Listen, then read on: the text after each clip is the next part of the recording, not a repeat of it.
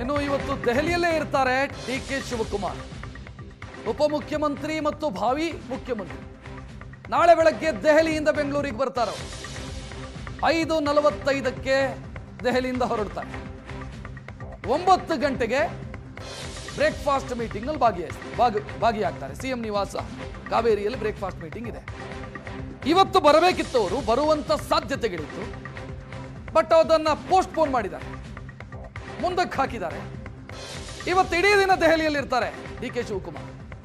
ನಿನ್ನೆ ಸಂಜೆಯ ಮೀಟಿಂಗ್ ಮುಗಿಸಿದ ಬಳಿಕ, ನಿನ್ನೆ ಮೀಟಿಂಗ್ ಮುಗಿಸಿ ಸಂಜೆ ಅವರು ಹೊರಬಂದ್ರು. ಆನಂತರ ಯಾವ ಕಾರ್ಯಕ್ರಮವನ್ನು ಕೂಡ ಅವರು ಒಪ್ಪಿಕೊಂಡಿಲ್ಲ, ಯಾವ ಕಾರ್ಯಕ್ರಮದಲ್ಲೂ ಭಾಗಿಯಾಗ್ತಾನೂ ಇಲ್ಲ. ಇವತ್ತಿನ ಏನ್ ಕಾರ್ಯಕ್ರಮ ಅನ್ನೋದರ ಬಗ್ಗೆಯೂ ಸ್ಪಷ್ಟತೆ ಇಲ್ಲ. ಇನ್ನು ನಿನ್ನೆ ಇಡೀ ದಿನ ದೆಹಲಿಯಲ್ಲಿ ಏನಾಯಿತು, ಎಐಸಿಸಿ ಕಚೇರಿಯಲ್ಲಿ ನಡೆದ ಮಾತುಕತೆಯ ಪಿನ್ ಟು ಪಿನ್ ಡೀಟೇಲ್ ಸುವರ್ಣ ನ್ಯೂಸ್ಗೆ ಲಭ್ಯ ಆಗಿದೆ. ಏನೇನಾಯಿತು ನಿನ್ನೆ ಬೆಳಗ್ಗೆ 11:30ರಿಂದ 12:30ರವರೆಗೆ ಸಿದ್ದರಾಮಯ್ಯ ಅವರ ಜೊತೆ ವರಿಷ್ಠರು ಪ್ರತ್ಯೇಕ ಸಭೆಯನ್ನು ಮಾಡಿದರು. ನಂತರ ಸಿದ್ದರಾಮಯ್ಯ ಅವರ ಜೊತೆ 1-to-1 ಸಭೆಯನ್ನ ರಾಹುಲ್ ಖರ್ಗೆ ಇವರು ಮಾಡಿದ್ರು. ನಂತರ ಡಿ.ಕೆ. ಶಿವಕುಮಾರ್ ಜೊತೆಗೆ ಅರ್ಧ ಗಂಟೆ ಸಭೆಯಾಯಿತು. ನಂತರ ಲಂಚ್ ಬ್ರೇಕ್. ಈ ಮಧ್ಯದಲ್ಲಿ ರಾಹುಲ್ ಗಾಂಧಿ ತಮ್ಮ ಮನೆಗೆ ಹೋದ್ರು ಊಟಕ್ಕೆ ಅಂತ. ಅಲ್ಲಿ ತಾಯಿ ಸೋನಿಯಾ ಗಾಂಧಿ ಅವರನ್ನ ಕೂಡ ಅವರು ಭೇಟಿಯಾದರು. ಸೋನಿಯಾ ಗಾಂಧಿ ಅವರ ಜೊತೆಗೆ ಮಾತುಕತೆ ನಡೆಸಿದರು. ನಂತರ ಎಲ್ಲವೂ ಬದಲಾಯಿತು ಅನ್ನೋದು ದಿಲ್ಲಿಯಿಂದ ಸಿಗ್ತಾ ಇರುವಂತ ಮಾಹಿತಿ. ದೆಹಲಿಯಲ್ಲಿ ಏನಾಯಿತು ಅನ್ನೋದನ್ನು ವಿವರಿಸೋದಕ್ಕೆ ನಮ್ಮ associate editor Prashant Nath ready ಇದ್ದಾರೆ. ಪ್ರಶಾಂತ್ ನಾಥ್, ಇಲ್ಲಿ ಕನ್ವಿನ್ಸ್ ಮಾಡೋದೇ ಬಹಳ ಕಷ್ಟದ ಕೆಲಸ ಅನ್ನೋ ರೀತಿಯಲ್ಲಿತ್ತು. ಅದಕ್ಕೆ ಬೇರೆ ಬೇರೆ ಕಾರಣಗಳಿತ್ತು. ಹೇಗಷ್ಟು ಈಸಿಯಾಗಿ ಕನ್ವಿನ್ಸ್ ಮಾಡ್ತು ಸಿದ್ದರಾಮಯ್ಯ ಅವರನ್ನ ಹೈಕಮಾಂಡ್?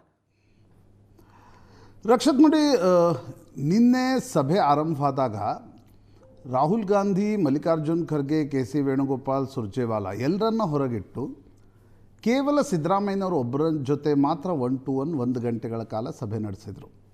ತುಂಬ ವಿಸ್ತೃತ ಚರ್ಚೆಯ ಸಂದರ್ಭದಲ್ಲಿ ರಾಹುಲ್ ಗಾಂಧಿ ಸಿದ್ದರಾಮಯ್ಯ ಅಂದರೆ ಅವ್ರ ಮಧ್ಯೆ ನಡೆದಿರ್ತಕ್ಕಂಥ ಸಂವಾದವನ್ನು ಗಮನಿಸಿದಾಗ ರಾಹುಲ್ ಗಾಂಧಿ ಹೇಳಿದರು, ಇಲ್ಲ ನೀವು ರಾಜ್ಯಸಭೆಗೆ ಬರಬೇಕು, CWC ಮೆಂಬರ್ ಆಗಬೇಕು ಅಂತಕ್ಕಂಥದ್ದು ನಮ್ಮದು ಆಸೆ ಇದೆ, ನೀವು ರಾಷ್ಟ್ರೀಯ ರಾಜಕಾರಣಕ್ಕೆ ಬನ್ನಿ, ಕರ್ನಾಟಕದಲ್ಲಿ ಒಂದು ಹೊಸ ನಾಯಕತ್ವವನ್ನು ತರೋಣ ಅಂತ ರಾಹುಲ್ ಗಾಂಧಿ ಸಿದ್ದರಾಮಯ್ಯನವ್ರಿಗೆ ಹೇಳಿದಾಗ ಸಿದ್ದರಾಮಯ್ಯನವ್ರು ಹೇಳಿದ್ರಂತೆ, ಅಡ್ಮಿನಿಸ್ಟ್ರೇಷನ್ ಏನಾದರೂ ಲ್ಯಾಪ್ಸಸ್ ಉಂಟಾ ಅದು ಹೇಳಿ, ಆಗ ನೀವು ಟ್ರಾನ್ಸಿಷನ್ ಮಾಡ್ತೀರಂತಂದರೆ ಒಪ್ಕೊಳ್ಬೋದು, ಅದಿಲ್ಲದೆ ಇದ್ದರೆ ಬೇರೆ ಕಾರಣಕ್ಕೋಸ್ಕರ ಟ್ರಾನ್ಸಿಷನ್ ಯಾಕೆ ಮಾಡ್ತೀರಿ, ನನ್ನ ನಾಯಕತ್ವದಲ್ಲೇ ಚುನಾವಣೆ 23ರದ್ದು ಗೆದ್ದಿದ್ದೀವಿ, ಹೀಗಾಗಿ ಯಾಕೆ ಟ್ರಾನ್ಸಿಷನ್ ಮಾಡ್ತೀರಿ ಅಂತ ಕೇಳಿದಾಗ ರಾಹುಲ್ ಗಾಂಧಿ ಸಿದ್ದರಾಮಯ್ಯನವ್ರನ್ನ ಕನ್ವಿನ್ಸ್ ಮಾಡುವ ಪ್ರಯತ್ನವನ್ನು ಮಾಡಿದ್ದಾರೆ. ಇಲ್ಲ, ಒಂದು ಜನ್ರೇಷನ್ ಶಿಫ್ಟ್ ತರಬೇಕಿದೆ, ಕರ್ನಾಟಕದಲ್ಲೂ ಕೂಡ ಅದು ಅವಶ್ಯಕತೆ ಇದೆ, 2028ರ ಚುನಾವಣೆಯಲ್ಲಿ ಒಂದು ಹೊಸ ನಾಯಕತ್ವವನ್ನು ತರಬೇಕು ಅಂತಕ್ಕಂಥದ್ದು 23ರಲ್ಲೂ ಕೂಡ ಮಾತಾಗಿತ್ತು. ಹೀಗಾಗಿ ನಾವು ನಿಮಗೊಂದು ಸುದೀರ್ಘವಾಗಿರ್ತಕ್ಕಂಥ 8 ವರ್ಷಗಳ ಅವಕಾಶವನ್ನು ಕೊಟ್ಟಿದ್ದೀವಿ, ನೀವು ಬೇರೆ ಪಾರ್ಟಿಯಿಂದ ಬಂದರೂ ಕೂಡ, ಕಾಂಗ್ರೆಸ್ನಲ್ಲಿ ಕೆಲವರು ಕಮಕ್ ಕಿಮಕ್ ಅಂತ ಇದ್ದರೂ ಕೂಡ ನಾವು ನಿಮ್ಮನ್ನು ಬಿಟ್ಟುಕೊಟ್ಟಿಲ್ಲ, 8 ವರ್ಷಗಳ ಸುದೀರ್ಘ ಅವಧಿಯವರೆಗೆ ಮುಖ್ಯಮಂತ್ರಿ ಆಗಿದ್ದೀರಿ, ನಾವು it is time to go for a transition ಅಂತಕ್ಕಂಥದ್ದನ್ನು ರಾಹುಲ್ ಗಾಂಧಿ ತುಂಬ ಸ್ಪಷ್ಟವಾಗಿ ಸಿದ್ದರಾಮಯ್ಯನವ್ರಿಗೆ ಹೇಳಿದ್ದಾರೆ. ಸಿದ್ದರಾಮಯ್ಯನವರು ನಾನೊಂದು 2-3 ದಿನಗಳ ಕಾಲ ನನ್ನ ಕಾಲಾವಕಾಶ ಬೇಕು, ನಾನು ರಾಜ್ಯಸಭೆಯ ಬಗ್ಗೆ ತೀರ್ಮಾನ ಮಾಡಿ ಹೇಳ್ತೀನಿ ಅಂತಕ್ಕಂಥದ್ದು ಹೇಳಿದ್ದಾರೆ. ನಿನ್ನೆ ಸಭೆ ಮುಗಿಯುವವರೆಗೆ ಎಲ್ಲೂ ಕೂಡ ಸಿದ್ದರಾಮಯ್ಯನವರು 28ಕ್ಕೆ ರಾಜೀನಾಮೆ ಕೊಡ್ತಾರೆ ಅಂತಕ್ಕಂಥದ್ರ ಬಗ್ಗೆ ಸ್ಪಷ್ಟತೆ ಇರಲಿಲ್ಲ. ರಾಜ್ಯಸಭಾ ಚುನಾವಣೆಯಲ್ಲಿ ನಿತೀಶ್ ಕುಮಾರ್ ಈಗ ಮಾರುತೇಶನ್ ಎಕ್ಸ್ಪ್ಲೇನ್ ಮಾಡ್ತಾಯಿದ್ರು, ಅದೇ ರೀತಿ ಇವರು ರಾಜ್ಯಸಭೆಗೆ ನಾಮಿನೇಷನ್ ಮಾಡೋದು, ರಾಜ್ಯಸಭೆಗೆ ಆಯ್ಕೆ ಆಗೋದು, ಅಲ್ಲಿ ಪ್ರಮಾಣ ವಚನ ಸ್ವೀಕಾರ ಆದ ತಕ್ಷಣ ಇಲ್ಲಿ ರಾಜೀನಾಮೆಯನ್ನು ಕೊಟ್ಟು ಶಾಸಕಾಂಗ ಪಕ್ಷದ ಸಭೆಯನ್ನು ಕರೆದು ಹೊಸ ನಾಯಕನ ಆಯ್ಕೆ ಮಾಡಬೇಕು ಅಂತಕ್ಕಂಥ ಒಂದು ಪ್ರಕ್ರಿಯೆಯನ್ನು ಹೈಕಮಾಂಡ್ ಯೋಚನೆ ಮಾಡಿತ್ತು. ಆದರೆ ನಿನ್ನೆ ಜಾರ್ಜ್ ನಿವಾಸದಲ್ಲಿ ದಿಲ್ಲಿಯಲ್ಲೇನು ಸಭೆ ನಡೀತು, ಅಲ್ಲಿ ಸ್ಪಷ್ಟವಾಗಿರ್ತಕ್ಕಂಥ ತೀರ್ಮಾನವನ್ನು ಸಿದ್ದರಾಮಯ್ಯನವರು ತೆಗೆದುಕೊಂಡಿದ್ದಾರೆ.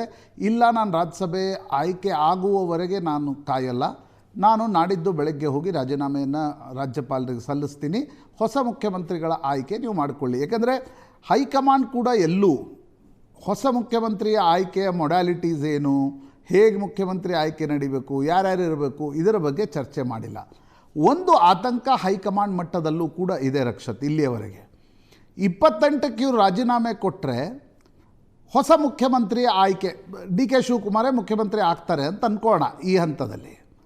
ಆ ಸಂದರ್ಭದಲ್ಲಿ ಏನಾದರೂ ಸಂಪುಟ ರಚನೆಯ ಪ್ರಯತ್ನದಲ್ಲಿ ಶಾಸಕರು ಬೇಸರಗೊಂಡ್ರೆ ಜೂನ್ 18ಕ್ಕೆ ಮತದಾನ ಇದೆ.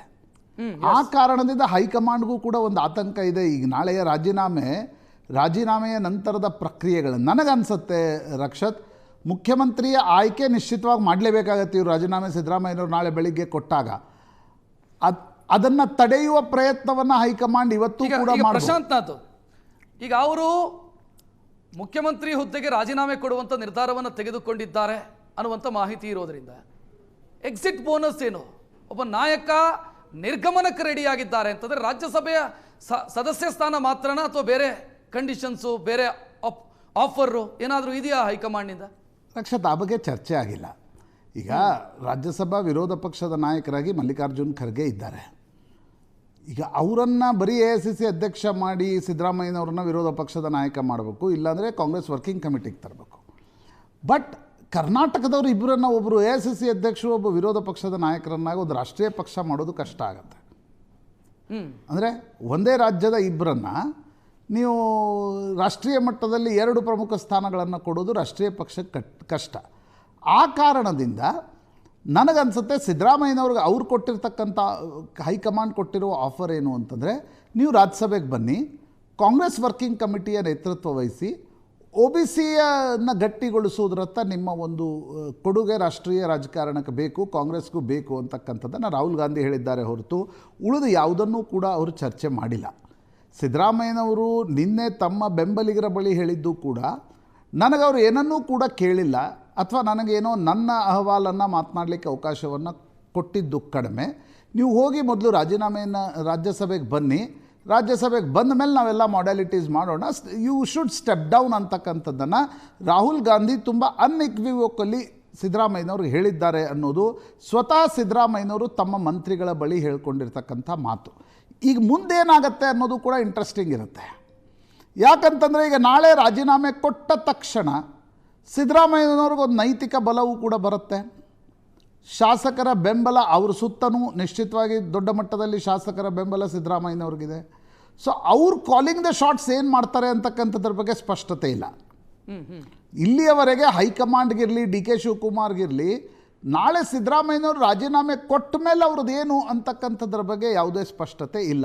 ಇವೆಲ್ಲ 4 ಉಪಮುಖ್ಯಮಂತ್ರಿಗಳು, 5 ಉಪಮುಖ್ಯಮಂತ್ರಿಗಳು, ಅಲ್ಲಿಯವರೆಗೆ ಚರ್ಚೆ ಹೋಗಿಲ್ಲ ಅನ್ನೋದನ್ನು ಹೈಕಮಾಂಡ್ ಭಾಳ ಸ್ಪಷ್ಟವಾಗಿ ಹೇಳ್ತಾ ಇದೆ. ಆಫ್ ದಿ ರೆಕಾರ್ಡ್ ಭಾಳ ಸ್ಪಷ್ಟವಾಗಿ ಹೇಳ್ತಾ ಇದೆ, ಅಲ್ಲಿವರೆಗೆ ಚರ್ಚೆ ಹೋಗಿಲ್ಲ. ರಾಜ್ಯಸಭೆಗೆ ನೀವು ಬರಬೇಕು, ನೀವು ರಾಜ್ಯಸಭೆಗೆ ಬಂದ ಮೇಲೆ ನಿತೀಶ್ ಕುಮಾರರ ರೀತಿಯಲ್ಲಿ, ಬಿಹಾರ್ ಮಾಡೆಲ್ನ ರೀತಿಯಲ್ಲಿ ಇಲ್ಲಿ ರಾಜೀನಾಮೆ ನೀಡಬೇಕು, ಶಾಸಕಾಂಗ ಪಕ್ಷದ ನಾಯಕನ ಆಯ್ಕೆ ಆಗಬೇಕು ಅಂತಕ್ಕಂಥದ್ದನ್ನು ಹೈಕಮಾಂಡ್ ಹೇಳಿದೆ.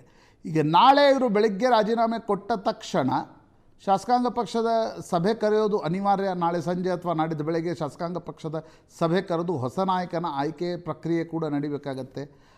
ಆಗ ಏನು ಪರಿಸ್ಥಿತಿ ಉದ್ಭವವಾಗುತ್ತೆ ಅನ್ನೋದರ ಬಗ್ಗೆ ಇಲ್ಲಿಯವರೆಗೆ ಎಲ್ಲೂ ಚರ್ಚೆ ಆಗಿಲ್ಲ.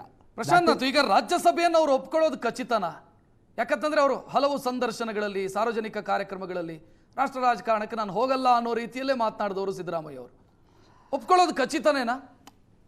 ರಕ್ಷತ್, ಎರಡು ಸಂಗತಿಗಳಿರ್ತವೆ. ಒಂದು, ರಾಷ್ಟ್ರೀಯ ಪಕ್ಷದಲ್ಲಿದ್ದಾರೆ, ಹೀಗಾಗಿ ರಾಷ್ಟ್ರೀಯ ಪಕ್ಷದ ನಾಯಕತ್ವ ನೀವು ರಾಜ್ಯಸಭೆಯನ್ನು ಒಪ್ಕೊಳ್ಬೇಕು ಅಂತಕ್ಕಂಥದ್ದನ್ನು ಹೇಳಿದಾಗ ಕರ್ಟಸಿ ಅಂತಕ್ಕಂಥದ್ದು ಒಂದು ಪೊಲಿಟಿಕಲ್ ಕರ್ಟಸಿ ಅನ್ನೋದು ಇರುತ್ತೆ.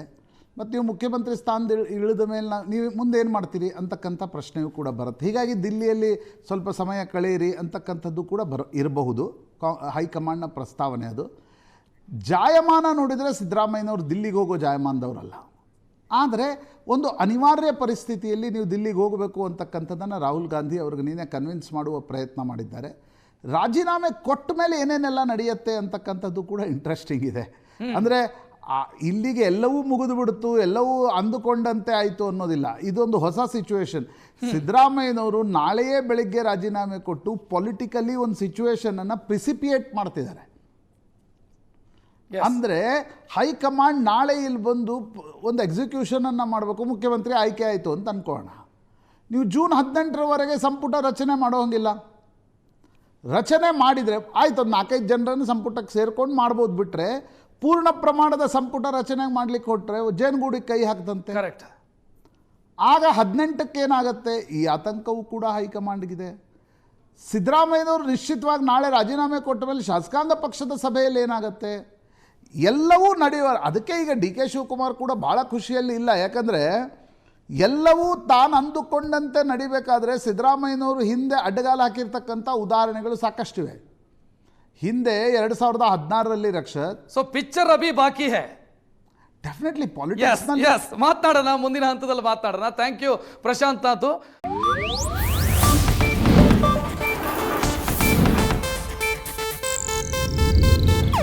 ಇದು ಏಷ್ಯಾನೆಟ್ ನ್ಯೂಸ್ ನೆಟ್ವರ್ಕ್ ಪ್ರಸ್ತುತಿ.